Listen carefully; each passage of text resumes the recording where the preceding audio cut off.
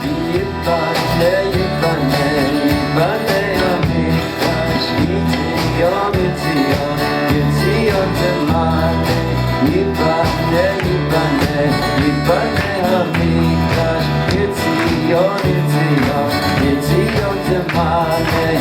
Yeshamash, Shir Chadash.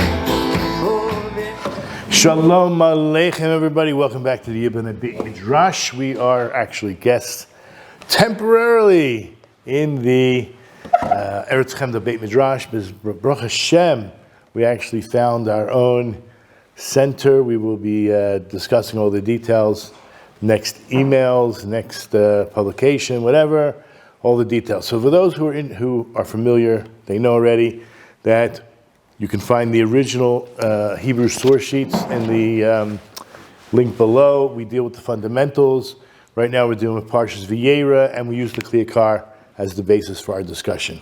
We're always dealing with fundamentals, meaning anybody who wants to be knowledgeable about Judaism, whether you're living it, whether you're a righteous Noahide, you want to know about Judaism, you want to know the principles, the divine information that God downloaded to the world through the Jewish people 3,400 years ago, you're in the right place. Okay, so we're dealing with chapter 18 of Genesis, verse 9. What we usually do is we end up focusing on one verse, but we bring in all kinds of sources and whatnot. And if you're interested in receiving the English source sheets, just shoot me an email and I'll add you to the list. Okay, so in Genesis 18:9, these angels had come to Abraham, and they told him that they're going to have a child. But before that, everything's going on. In this verse, it says, "And they said to him," and I want you to understand, they, plural, the angels said to Abraham, "Where is Sarah your wife?" And he responded, "Behold, in the tent." She's in the tent. Now, in the Torah scroll itself, there are 3 dots above the word Elav. So, V'yomru Elav Aye Sarah Ishtecha. They said to him, Elav, Aye. Basically, where is she? That's feminine. Where is she? Sarah, your wife. Now, what are those 3 dots doing there? So the Torah is a divine code, and these 3 dots appear in the Torah scroll itself. If you'll notice on the English source sheet, I have the Hebrew verse, and there are 3 dots. Now there are the little 2 dots on top of the lamed. That's part of what we call the trop. That has to do with the cantillation notes. But there are 3 black dots, one above the aleph, one above the yud, and one above the vav, not the lamed. And we have a tradition that when you have a majority of dots, meaning a majority of the letters with dots, that implies that there is a drasha. There's something to be expounded and derived from the dots, from the word itself, from the letters which have the dots. If a majority had no dots, but there were several dots, but a majority had no dots, so then we would not derive, we will see the Rashi and what he says exactly. Then we're going to use the words. Let's look at Rashi. He says like this. They said to him, the word Elav, to him, there are dots over the letters Aleph, Yud, and Vav in the words Elav. And we learned, this is in the Medrash, Rabbi Shimon, the son of Rabbi Eliezer, said, whenever the undotted letters are more than the dotted ones, you must expound on the undotted letters. But here in our case, the dotted letters are more than the undotted letters. Therefore, what we expound on are the dotted letters, which is our case. Meaning what? So we're taking the words Aleph, Yud, Vav, because the word Elav, without the Lamed, is Aleph, Yud, Vav. And that means, where is he? So what we're going to find out is that, this is how angels usually work. They can be in 2 places simultaneously. They can have conversations with 2 different people simultaneously. If they can be in 2 places simultaneously. So I'm just assuming it was simultaneously, because when they said to him, and the words are they said to him, "Where is Sarah your wife?" they were also speaking to her and saying to her, "Where is Abraham your husband?" Now that is a little bit crazy to suggest, because the text says that they were right in front of Abraham. So why would they ask where Abraham was? Not only that, angels know pretty much everything they need to know. So of course they knew she was in the tent. So why would they even ask, "Where is Sarah your wife?" when they certainly knew where she was?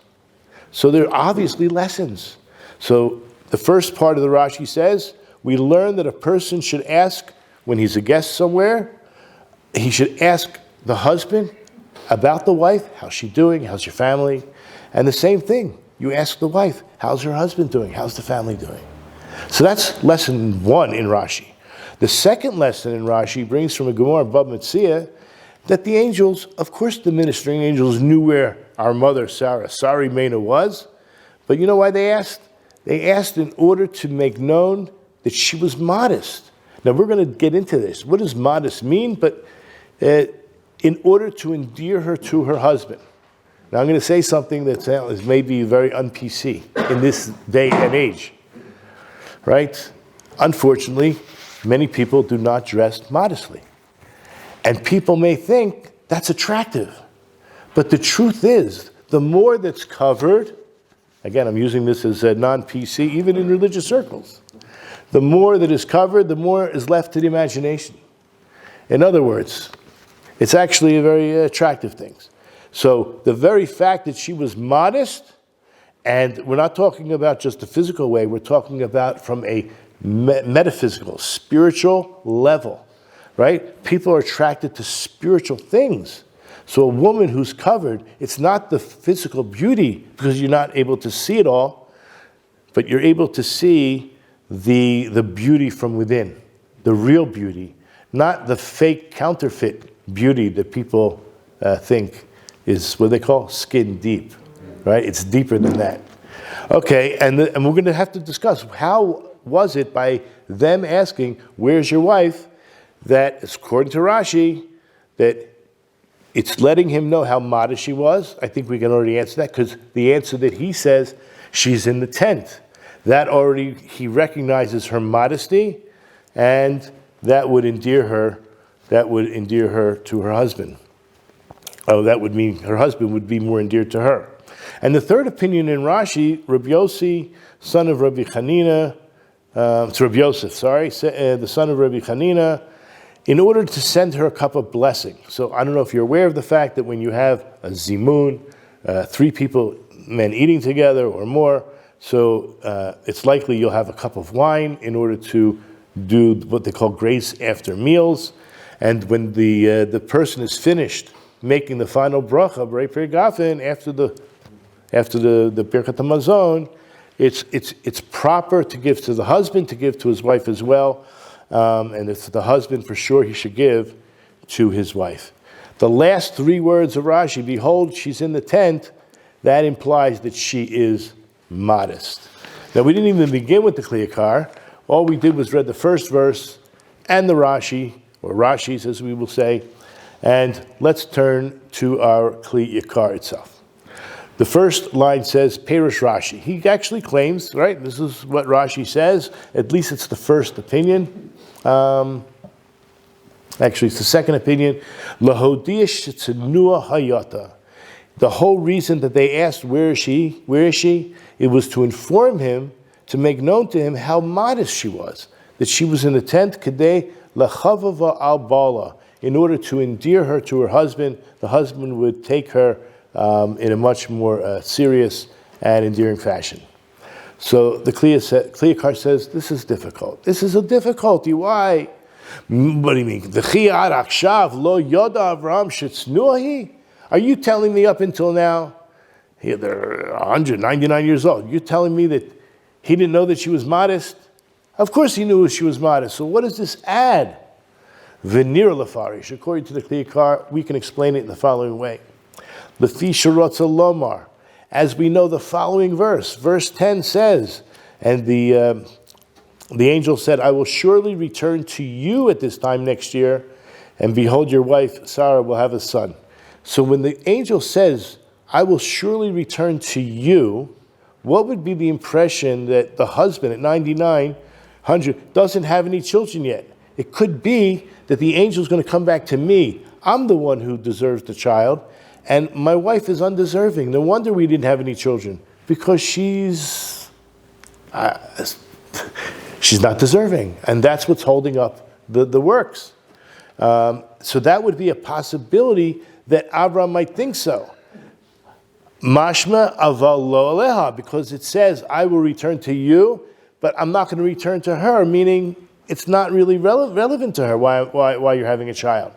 And so yesh lechush, there is to be concerned, for Avram's sake, shema bavor ze yatil sina aleha lomar, that perhaps there would be some, I'm going to call, sina is here, it means resentment. There might be some animosity that's placed on Avram regarding her, because the angel said, I'm going to return to you, not to her. He could have said, I'm going to return to both of you. But I'm returning to you implies maybe there's some chisaron, something lacking with her. Shehi hayat hasiba shemona shem mehem pre-betin. And what he might think based on those words, that I'm going to return to you, that the only reason that it's her, she's the reason for the manea, for the withholding of God from giving off the fruit of the womb, right? Therefore, according to the Yakar, the angel wanted to make sure this was not a problem. He's not there to cause shalom bias. He wants to increase peace in the home. So the malach himself saw a way to fix this. And how did he fix it? When he says, where is Sarah, your wife? Aye Sarah ishtecha. By saying that, that's what Rashi says. It's going to bring them closer, not further apart. And we say, of course, the malach knew where she was, right? Nevertheless, if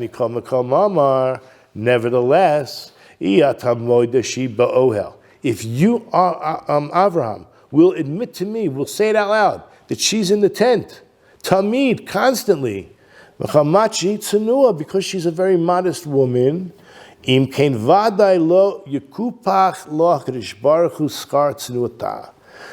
the case. Certainly God will not deny or hold back the reward for her being modest. And therefore there's a recognition she's on a very high level. Sharei Amru Chazal, we have a Gemara Megillah, page 10b. I don't think I brought it here, but basically I do have it here somewhere. Number 5 on the source sheet, where it says, I'll read the Gemara first.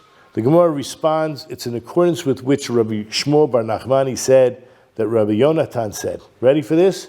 Any bride who is modest in the house of her father-in-law.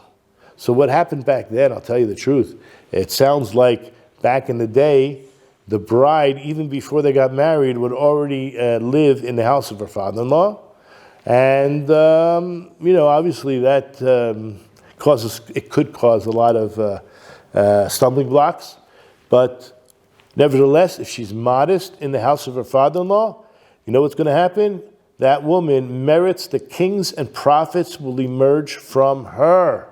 And how do we know this? From Tamar, right? In Genesis 38:15. Now listen to this. When Yehuda saw her, he's at the crossroads. It's true, he's at the crossroads. And she had covered her face. It says he thought her to be a prostitute, for she had covered her face. Now, the Gemara explains that prostitutes don't cover their faces. So what's going on?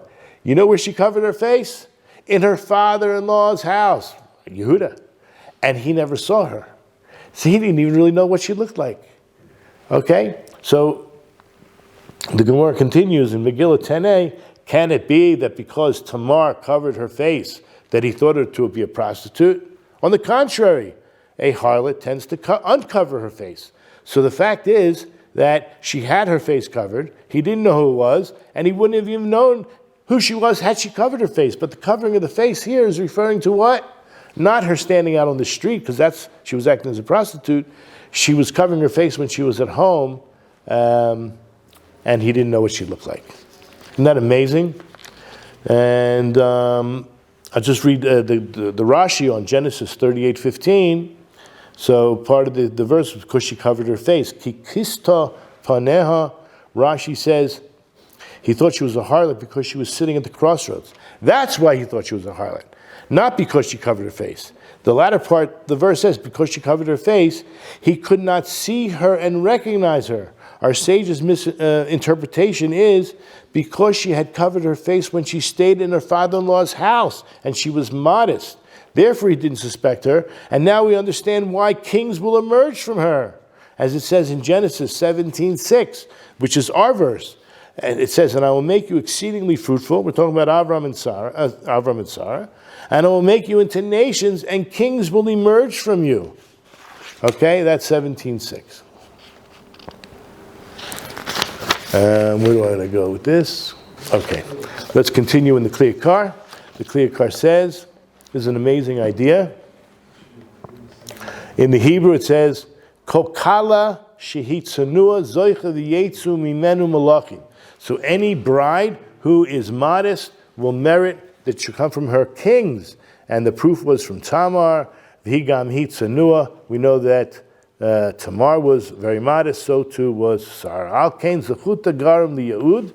Therefore, as a result, what we saw, chapter 17, verse 6, that malachim will come out from her. The al yedei zeh yechava v'bola. And how much more that through this, that the husband is endeared to his wife, more loving, and it's because of the modesty that caused all of this. And then Chazal tell us, they say that Nukud al Aleph Yud Vav, right? We saw in the word Elav, there's a dot on top of the Aleph, Yud, and Vav. Lefisha Sha'alu Gam Lasara. Why are the dots on Ayo? Because what it means is, even though the angel said, where is she, feminine, Sarah, your wife, the word Aleph Yud Vav implies where is he. At the same time, simultaneously, as they're saying to her, as they're saying to him, where is your wife, they're saying to her, where is your husband? Simultaneously. Vidurshe Rishumo Samru. Now this is going to be like deep stuff, that those who expound the Torah metaphorically or analytically and how do you say this word? Analogically, like through a mashal, like an analogy, but I'm trying to figure out how to say the word. Okay, so through analogies, they would ask like this, they would explain like this. The very letters Elav, Aye, are the exact same letters, just like scrambled, Eleho, Ayo. Meaning, when the very letters that say, that they said to him, the words to him, where is she, are the exact same letters, just a little bit scrambled.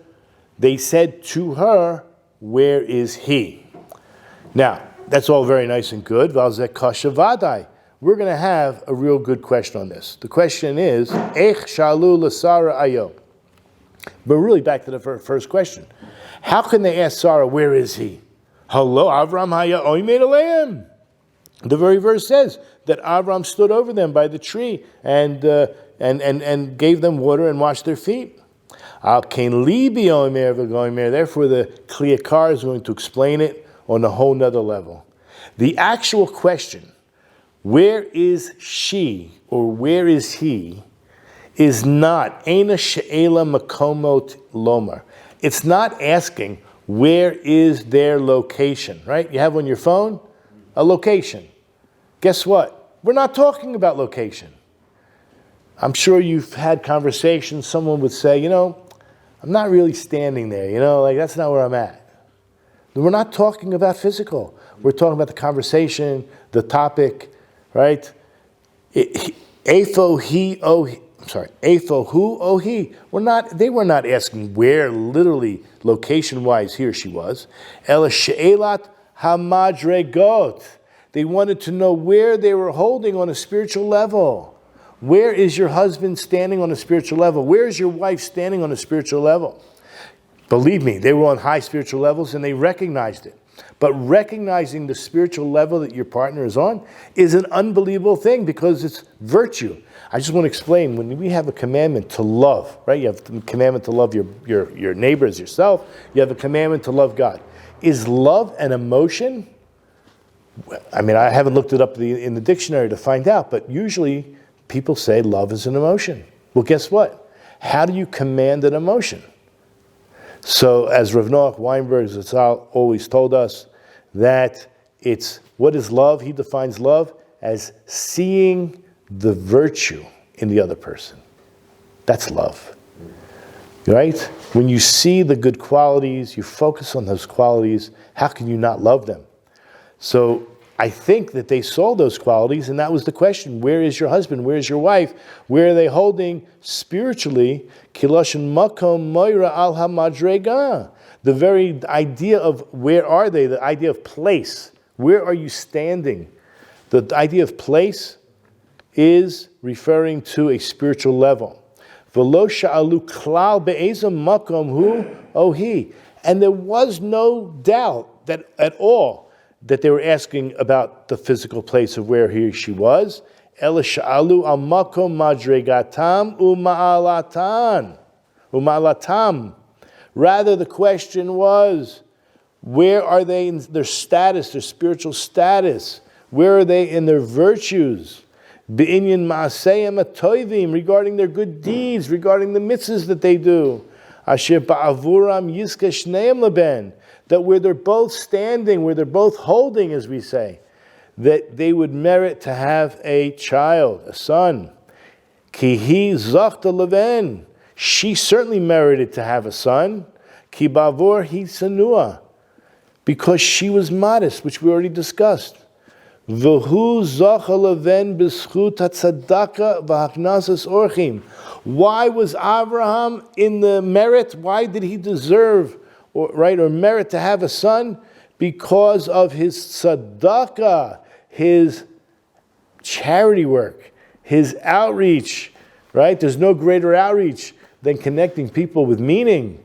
And haknasas orchim, making sure people were well fed, right? Making sure people had a roof over their head, make sure they had clothing on their backs, a shirt on their backs. Now, even though we spoke about the word ayeh with the 3 dots and the yom ru, what was right? We spoke about those words. Elav ayeh and aleha ayo are the same letters that are scrambled when they said to him, where is she? And they said to her, where is he? Exactly the same letters. Guess what? When he just explains that right here, just like those 2 words, elav ayeh, ki'ilu amar aleha ayo, so too there's going to be more hints. In other words, when it says ishtecha v'yomer, the literal word was, where is your wife? We're only focused on the word your wife. And he said, so the first question was to him, where is your wife? Your wife. And he said, those exact letters match up with where is your husband, and she said. Unbelievable. The Torah is perfect. The Torah is just so sweet. That exact same letters, there's a hint here that the angelic forces were speaking simultaneously, the same words, the same exact words. If you just scramble up the letters, they say exactly what the Medrash is saying. Harei ki'ilu niktav. It's as if it's actually written. As if it was written, they said to her, where is your husband? Exactly. And not only was the question the same, the answer's the same. Right? V'tomer hine me'ohel. Okay? She's going to answer, behold, he is in the tent. What does the tent represent? Kigami hasheva al she'elat ma'alat madrigato. That she's also answering back about his spiritual status, about the virtue of where he's holding spiritually. Hine ba'ohel. She said, my husband, he is in the tent.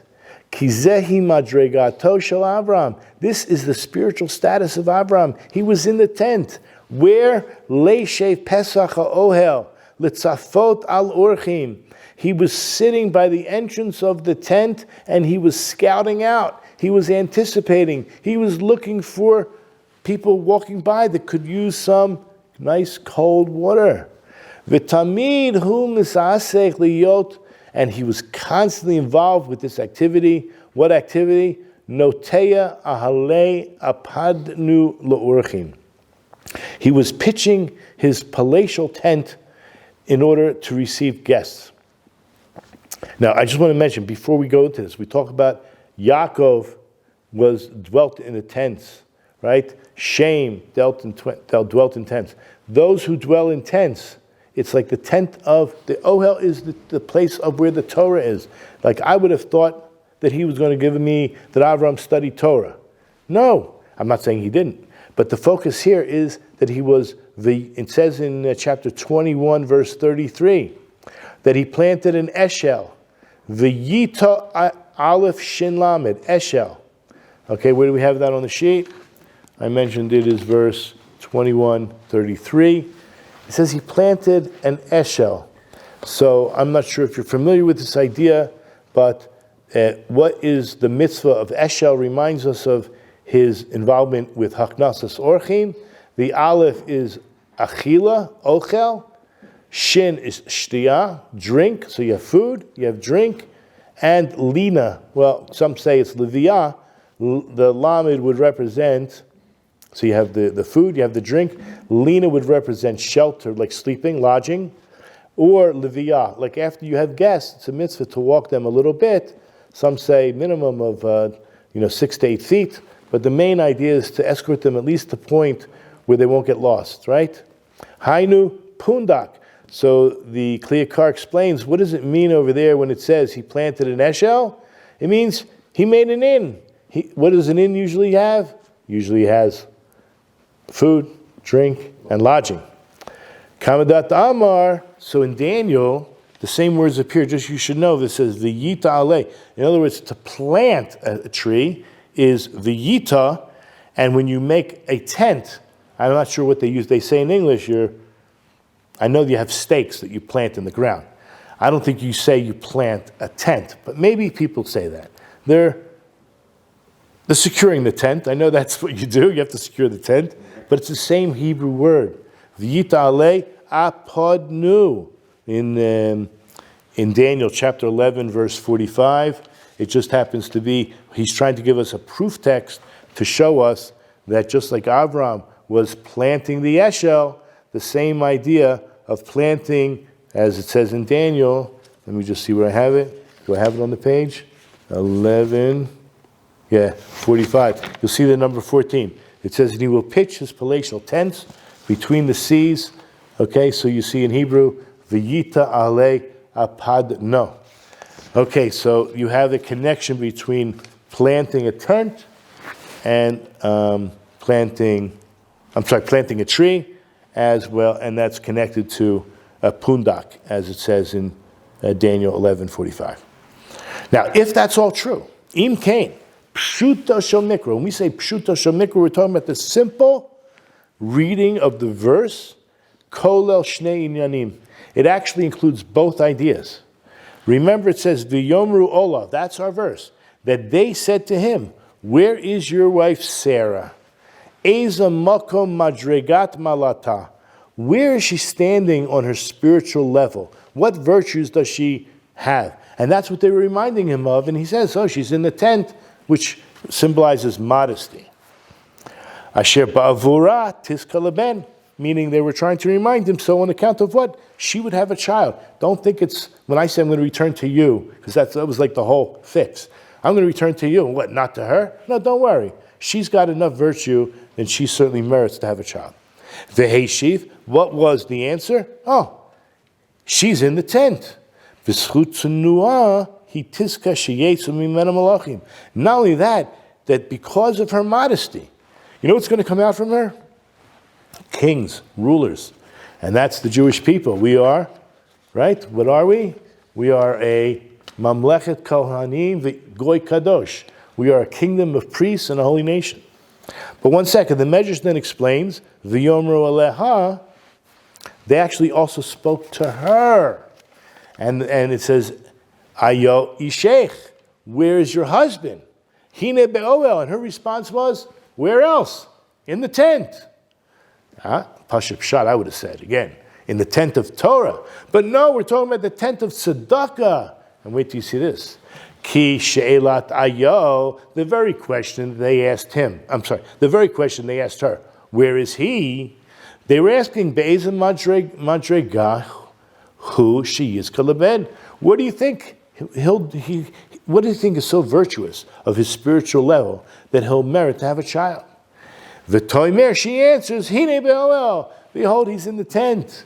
Shehu notea tamid alei apanu l'orchim. He is constantly planting or establishing his tents, his palatial homes in order to receive orchim. I just want to stop here before we finish because this is going to be one of the greatest things that the Yiboneh Center is going to do, right? We're based on Olam Chesed Yiboneh. The world stands on Chesed. We plan to have lots of meals for lots of occasions. In fact, every single day after Shachris, if you come and daven with us, you'll get a breakfast, a nice breakfast. You come and learn during the day, you get a nice snack. You might even get a lunch here and there. But there'll be plenty of food. The refrigerator is always open and available and will always, Bezrat Hashem, be full. Anybody who's coming from outside of Jerusalem, you have to stop by. You want to know where it is, it's going to be listed on the website very shortly. And you're all invited. And you're all invited to also participate. If you happen to invest in Bitcoin in the last week or two, you know where you could put your 10%. And we could really use it to distribute. I'm just, a conduit. It's you guys. If you participate with your money, you're acting like Abraham. Okay? You're going to open your spacious palaces,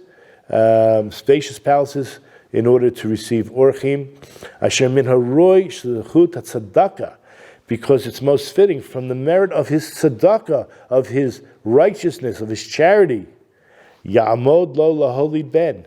For that alone, he was in the position to give birth to a son. And we're going to end with this cryptic verse in Psalms chapter 17, verse 14 and 15. The reason I say it's cryptic, because what the Yakar does, he takes the last part of 14 and the beginning of 15 and puts it together, which I'll just read.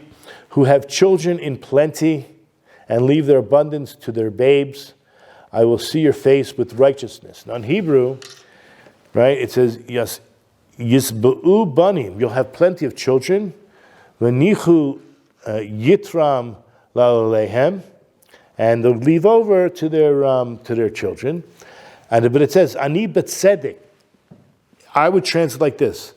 I, through my tzedakah, ani b'tzedek, by me being righteous, by giving charity, achazapanecha, I get to merit to see your face. I will see the face of God through the tzedakah that I give. Okay, so that's how the Yakar ends. It's kind of a short piece, but if we sum it up to a certain extent, just the general concepts is that we need to create shalom bayis. And a person who's in a relationship, I know it can be challenging. We should learn that we ourselves should look for the virtue. You have a commandment to love. Okay, so love and love alone. Okay, great. What does that mean? How do I activate that emotion? So I can meditate on the virtues. I have to write them down maybe, or I can meditate on those virtues. And hopefully the other partner will too. And this scenario that took place is teaching us, well, first of all, some very deep things about Torah learning and how to learn Torah and how to understand the verses and what's the depth behind the verses themselves.